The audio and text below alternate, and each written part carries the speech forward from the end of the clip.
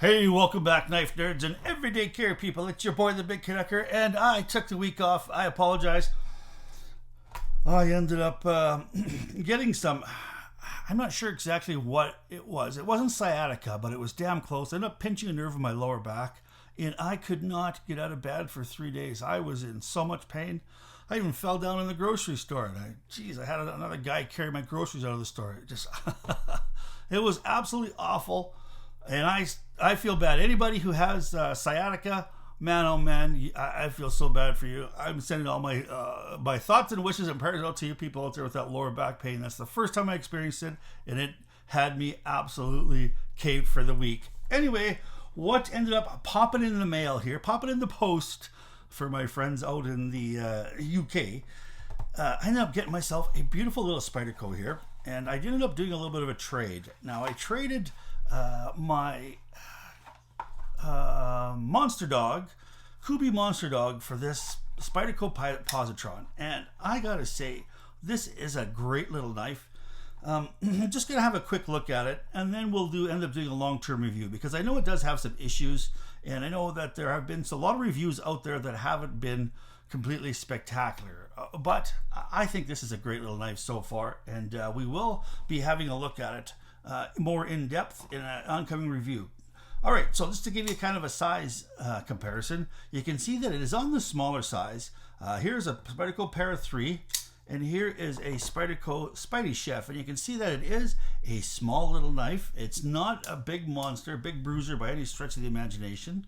And let's go over it is overall length is 7.2 inches.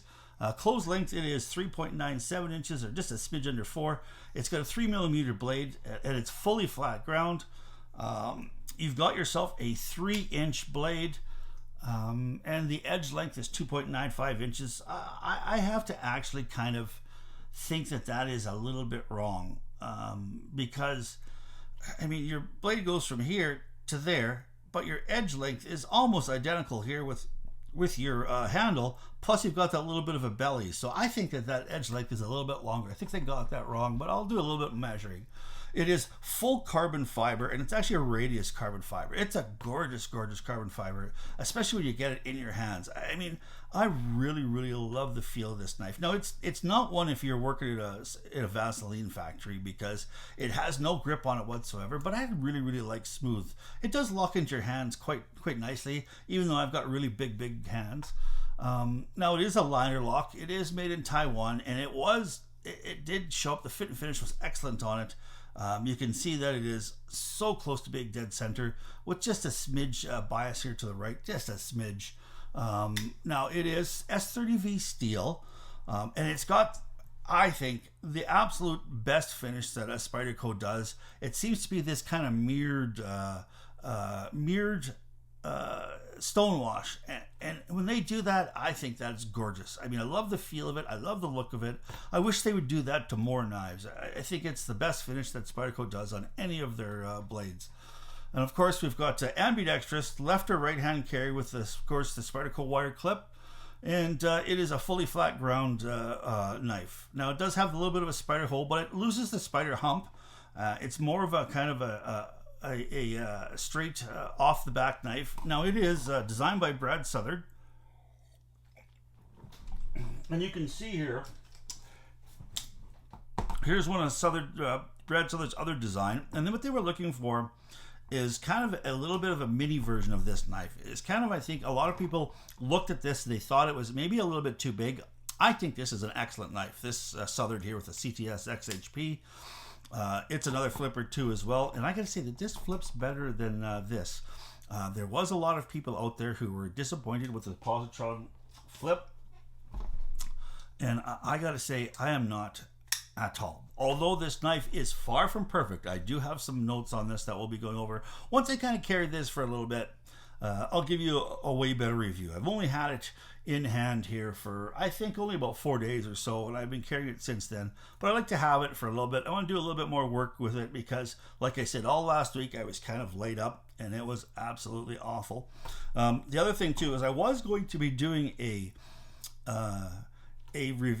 video of how to take stitches out, but they actually all fell out, and so I'm on the mend quite a bit.